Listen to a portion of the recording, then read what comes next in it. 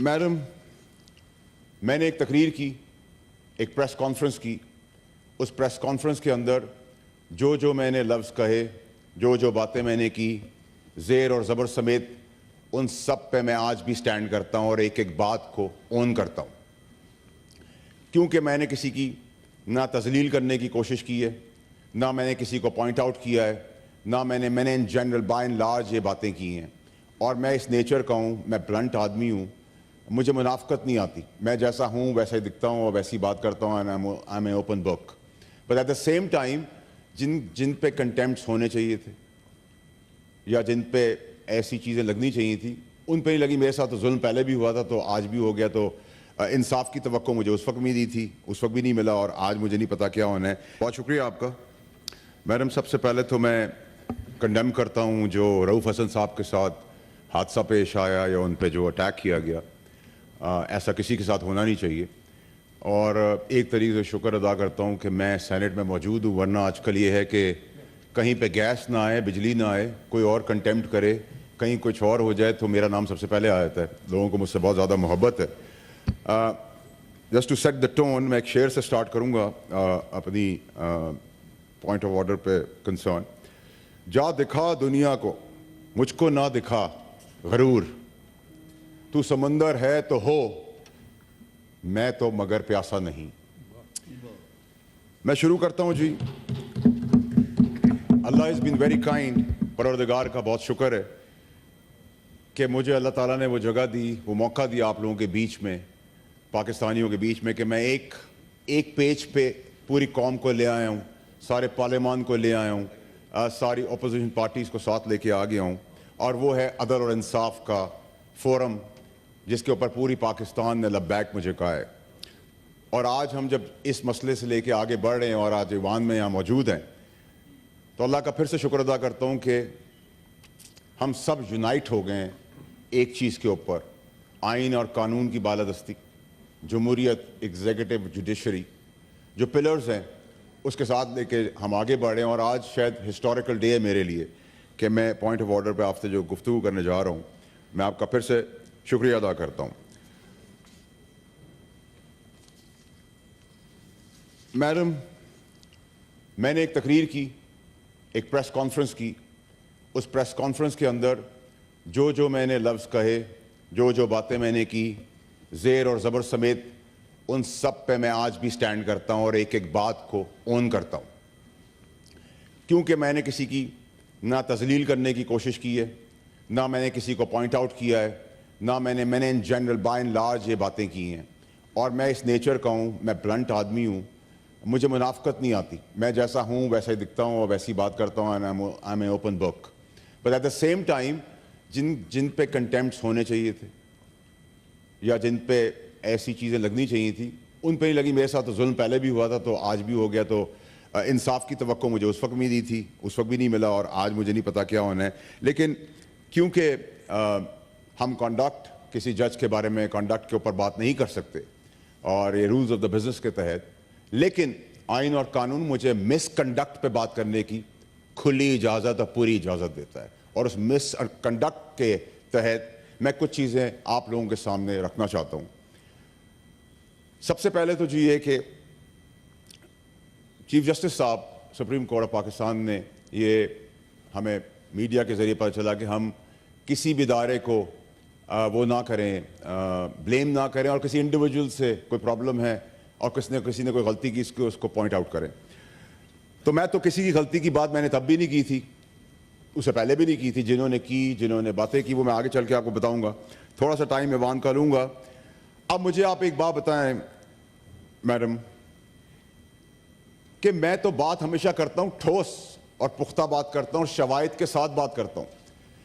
अब आप कहें कि पाकिस्तान में निशानदही करना, अकाउंटेबल ठहराना भी जुर्म है, तो फिर फांसी की सज़ा पाकिस्तानियों को दे दे, समेत मेरे या सेनेटर को भी दे दे, क्योंकि इज्जत तो यहाँ किसी की है नहीं, बाकी सबकी है, हमारी नहीं है। मैडम, यहाँ मैं आपके सामने एक खाका पेश कर रहा हूँ शवाहिद के साथ। अगर ये गुनाह कबीरा है तो मैं करूँगा। मैडम, ये हो गया एक। दूसरे मसले पे आ जाए। दूसरे मसले में लाहौर हाई कोर्ट जज लेटर के थ्रू, ये लेटर है, लेटर हाई कोर्ट का लेटर है, कहते हैं मेरे बेटे को सैयद मोहम्मद अली ने अमेरिका जाना है via Abu Dhabi. Foreign office को लिखा जा रहा है, जज साहब लिख रहे हैं, जज साहब लिख रहे हैं, जज साहब लिख रहे हैं कि जी मेरे बेटे को वीआईपी प्रोटोकॉल के जुमरे में जितनी चीज आती है, ट्रांसपोर्टेशन, छोड़ना और पिक करना, और पिक करने के बाद फिर ये भी एक सहाफी के हाथ लगता है। तो शाबाश देता हूं कि मिनिस्ट्री ऑफ फॉरेन अफेयर्स लिखती है हाई कोर्ट को कि आपका ये एरिया नहीं है, आपको ये फैसिलिटीज नहीं मिल सकती। अब आप मुझे ये बताएं कि अगर जज सुपीरियर कोर्ट्स के अपने लेटर हेड पर इंसाफ तो नहीं दे पा रहे, लेकिन अपने पर्क्स, प्रिविलेजेस, अपनी रिस्पॉन्सिबिलिटी के दायरा कार से बाहर निकलकर ये काम कर रहे हैं। मैं समझता हूं कि ये कैसे पॉसिबल है कि एक जज के पास इतना टाइम हो, और क्या स्केपगोट आप रजिस्ट्रार को बनाएंगे इसके अंदर? तो अगर ये रेकलेसनेस, अगर ये केयरलेसनेस और ये सब चीजें कोर्ट्स के अंदर मौजूद हैं, तो आम पाकिस्तानी का क्या होगा, उसका फैसले का क्या होगा, उसकी किस्मत की तकदीर का फैसला कौन करेगा, मेरी किस्मत का फैसला कौन करेगा? क्या इन जजों को मौजूद होने की जरूरत है कोर्ट्स के अंदर? इसमें कितनी देर का काम है? अगर इसका फुल स्टॉप हमारे ऊपर लगा होता, पार्लियामेंटेरियंस के ऊपर, तो दो दफा सजाएं दी जाती जिस तरह मुझे दी गई, जबकि मेरी वालदा डेथ बेड पे थी। लेकिन इस पे कोई एक्शन नहीं होता। जस्टिस मंसूर अली शाह साहब ने हमें लाइट इन द टनल दिखाई, सेल्फ अकाउंटेबिलिटी की बात की। ऑनरेबल जस्टिस है, और मैं ऑनरेबल उसी आदमी को आगे लगाऊंगा जो जिसको मैं ऑनरेबल समझता हूं। तो ऑनरेबल जस्टिस मंसूर अली शाह साहब ने हमें लाइट इन द टनल दिखाया, सेल्फ अकाउंटेबिलिटी की बात की, सादिक और अमीन की बात की, अपने प्रॉब्लम्स बताए, हमने लब्बैक कहा, हमें लगा। अब मुझे मैडम ये बताएं, ये हाउस बताए, ये पार्लियामान मुझे बताए कि इस शवायद के बाद कोर्ट ने एक कैसे अभी तक इसके ऊपर एक्शन नहीं लिया। तो अकाउंटेबिलिटी क्या है? आपसे सवाल हो तो कंटेम्प्ट, आपसे गलती हो तो मिस्टेक। आगे चलें जी, पकड़ियां उछल रही हैं, इसको बुला लो, उसको ले जा दो। इसी ऐवान के चेयरमैन हैं हमारे मोहतरम यूसुफ रजा गिलानी साहब, उनके बेटे को दिन दहाड़े इस मुल्क से उठा लिया जाता है, कई माह तक वो नहीं मिलते। उसमें भी क्या कोई इन्वॉल्व था? तो जब एक चेयरमैन सेनेट जो आज के हैं, उस वक्त के एक्स प्राइम मिनिस्टर, एक political worker, number of time MNA, उनके बेटे के साथ ये हादसा हो सकता, तो उन्होंने तो, मैंने नहीं सुना किसी पे इल्जाम साजी कर दी हो। कसूर मेरा दूसरा, नूर मुकद्दम का केस है। मैंने कहा जी स्पीडी ट्रायल नहीं हो रहा, जिबा किया उस बच्ची को, उसके माँ बाप तड़प रहे हैं, गुनाह कबीरा, सारा इनाम मर्डर केस, कोई सुनवाई नहीं, नो स्पीडी ट्रायल, क्योंकि सब लगे हुए हैं मैच अपने बच्चों को प्रोटोकॉल दिलाने के लिए, अपने लिए, अपनी जात के लिए। सोशल मीडिया कैंपेन हम पे करेगा तो कोई बात नहीं, आप पे करेगा तो आप नोटिस लेंगे। हमने तो कहा कंडेम करते हैं हम, किसी के साथ भी होता है। आप ये नोटिस एक आम पाकिस्तानी के लिए लेते हैं, हम अप्रिशिएट करते हैं कि पाकिस्तानियों के लिए भी कुछ हुआ है। रेप केसेस, वीडियो है हमारे पास जिसमें एक आदमी एक बच्ची का रेप करता है, उसका मर्डर करता है, उसको यूं करके देखता है जैसे कि वो बच्ची नहीं जानवर है। उस पर कोई एक्शन नहीं है, कोई सुनवाई नहीं, क्योंकि उसके पास लोग हैं। चले जी आगे बढ़ जाते हैं। हमने बहुत बड़ा ये भी गुनाह कर लिया कबीरा। मैंने सस्ती रोटी पे मैंने बहुत आवाज उठाई। सस्ती रोटी क्या हमें आपको प्रॉब्लम है? अल्हम्दुलिल्लाह नहीं। अगर एक गरीब को एक रोटी की जगह 2 रोटी मिल रही तो स्टे ऑर्डर दिया आपने, कमाल स्टे ऑर्डर दिया। 2700 अरब रुपए पे स्टे ऑर्डर्स हैं, यहां एक एक कौड़ी के पीछे हम भाग रहे हैं, उसकी सुनवाई कोई नहीं।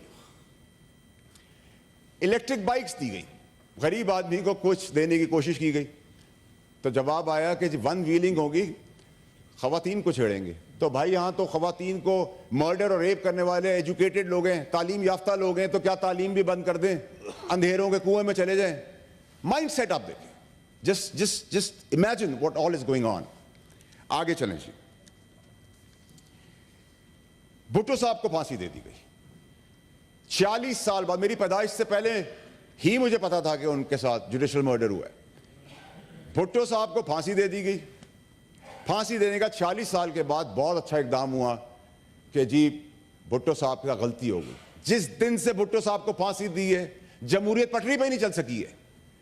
आपने जमहूरियत के अलमबरदार को जान उसकी ले ली, तो जान तो आपने ले ली। चलें जी, जरदारी साहब को 14 साल कैद दे दी।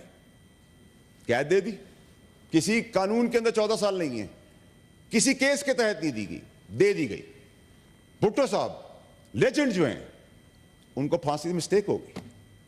आगे चलें जी, नवाज शरीफ साहब को ओवर द काउंटर पे पैसे ना लेने पर, यह एक नया कानून था, ओवर द पैसे ना लेने पर बच्चे से पैसे नहीं लिए, ले लिए होते, नहीं लिए, नहीं लेने पे ब्लैक लॉ डिक्शनरी इजाद हुई और उनको 2/3 मेजॉरिटी वाले प्राइम मिनिस्टर को डिबार कर दिया जाता है।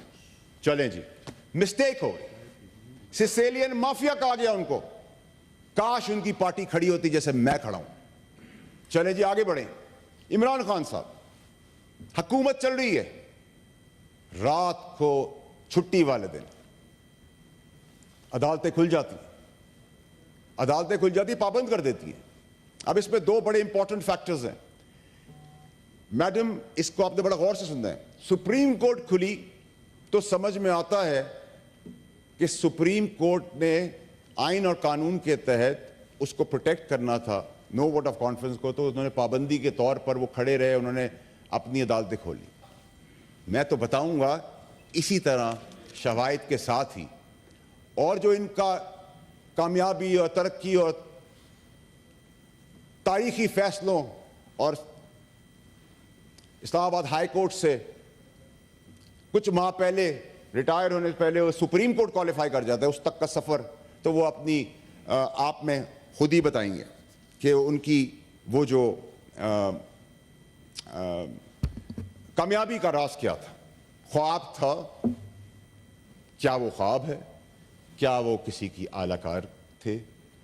क्या वो मदाखलत थी? ये तो वही बता सकते हैं, मैं नहीं बता सकता।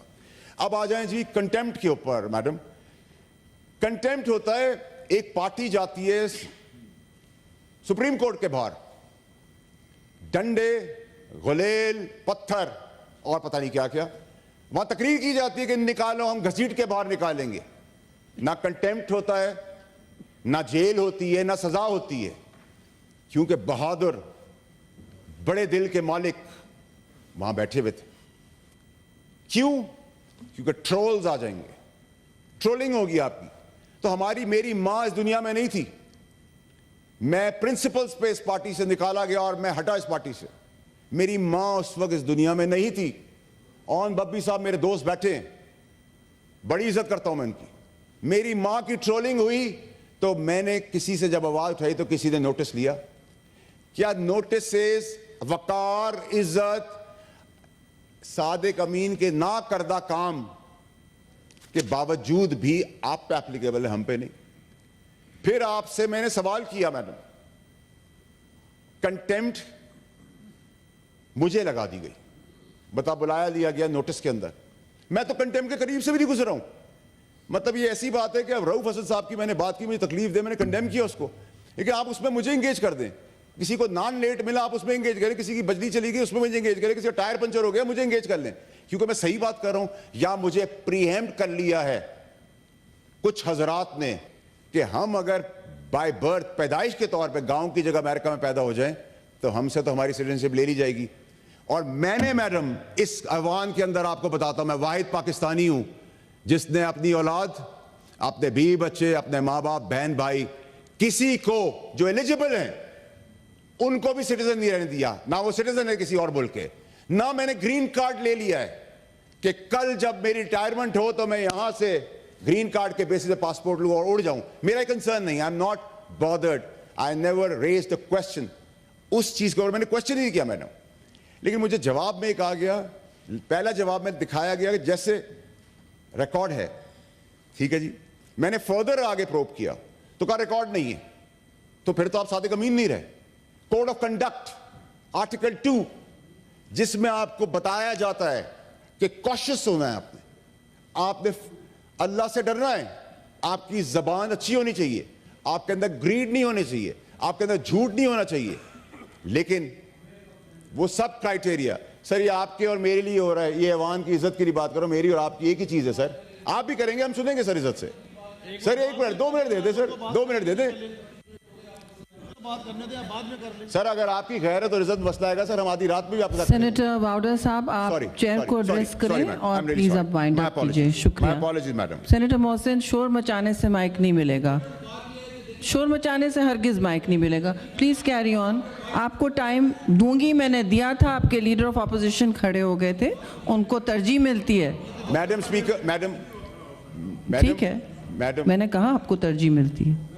Madam ji ji please wind up. Madam, इस मुल्क के अंदर जहाँ लाकानूनियत है, नाइंसाफी है, जुल्म बर्बरियत है, वहाँ खवातीन, हमारी बहन बेटियां, माएँ इंसाफ के लिए जब अपनी जायदाद, अंगूठी, घड़ी, खेत, ट्रैक्टर बेच देती हैं, तो इस मुल्क के अंदर अजमतें बेचती हैं, अपनी इज्जत बेचती हैं कि उससे पैसे मिल जाएं और उनका काम हो जाए। ये जुल्म बर्बरियत को हमने आइडेंटिफाई करना है। और फिर मैं बड़ा मुखालिफ हूं जी नून लीग का, सियासी मुखालिफ हूं, दुश्मन नहीं हूं उनका, ये मैंने अब रियलाइज किया है। मेरी जानी दुश्मनी उनसे नहीं, मुखालफत है। उस मुखालफत में मैं बड़ा क्लैरिटी से आपको बताना चाहता हूं मैडम कि अगर उनके मनसब पार्लियामेंट, चाहे वो पीटीआई, एमक्यूएम, पीपल्स पार्टी या नून लीग होगी, और शब खून मारने की बात की जाएगी और एग्जीक्यूटिव के इंटेग्रिटी को कोई क्वेश्चन करेगा, समेत मेरे हम सब साथ खड़े होंगे। क्योंकि साथ ना खड़े होने की वजह से ये एडवांटेजेस इस मुल्क के अंदर ली जा रही हैं। कहा जाता है जी, इसके बाद मैडम आखिरी 2 मिनट आपसे ले रहा हूं। मैं चीफ जस्टिस के सामने साहब और उनके बेंच के सामने, ऑनरेबल बेंच के सामने पेश हो रहा हूं। इसलिए पेश हो रहा हूं कि मेरा यकीन है कि वो ईमानदार आदमी है, उनका बेंच ईमानदार है। इसी तरह मैं मैडम जस्टिस अता बंदयाल साहब, ऑनरेबल जस्टिस मंसूर अली शाह साहब और justice honourable justice Ayesha Malik साहब के सामने पेश हुआ। उनका कॉन्डक्ट ऐसा था, ऐसा कॉन्डक्ट था कि आदमी मॉरली, इमोशनली चार्ज हो जाता है, अच्छाई की तरफ बढ़ जाता है। मुझे उन्होंने जब 2 दफा बर्बरियत से मुझे डिस्क्वालीफाई किया गया, अनप्रेसिडेंटेड वे में, नो ट्रायल, उसके साथ आई ऐड अपना रेजिग्नेशन कि मेरी पार्टी की सीट है, मैं वापस करता हूं, कि उनकी अमानत थी वो। कहने का मकसद है कि आप जब किसी के ऊपर जुर्म साबित हो और जब मुजरिम निकल रहा हो सजा लेकर, तो उसको पता हो कि मैं एक अच्छा इंसान बन जाऊंगा, ना कि जो हमारा ये निज़ाम चल रहा है, दहशतगर्द बन जाएंगे लोग। कल जिस किस्म की जबान इस्तेमाल की गई, और उन जज साहब के लिए आखिर में मैडम जो मेरे साथ हुआ, वाइंड अप करते हुए मैडम, ये अथॉरिटी इस हाउस की है, हिस्टोरिकल डे है मेरे लिए, ये इस हाउस की अथॉरिटी है। इस हाउस के आगे मैं सरेंडर करता हूं lawfully as a law abiding citizen कि मैडम मेरी प्रॉक्सी कह के इंटेग्रिटी मजनू की गई है, इस ऐवान की इंटेग्रिटी को क्वेश्चन किया गया है, इस ऐवान की कोई हैसियत नहीं है, एक पाकिस्तानी की कोई हैसियत नहीं है। उसके तहत मैं लॉ मिनिस्टर साहब से रिक्वेस्ट करते हुए आपकी वसासत से, मैं अपनी तौहीन प्रॉक्सी कहने के ऊपर मैं आपके आगे प्रिविलेज मोशन सॉर्ट चीज़ भेज रहा हूँ। आपने करनी है, हाउस ने करनी है, कमेटी ने करनी है, मैं आपके आगे छोड़ता हूँ। और आखिर में वाइंड अप करते हुए मैं बताता चलूँ कि I am fearless, I'm focused, I'm persistent, I'm consistent. My faith line is stronger than my lifeline. I'm here to serve Pakistan in every capacity. And I'm going to fight शुक्रिया till the end. बहुत शुक्रिया। शुक्रिया senator वाउडर साहब।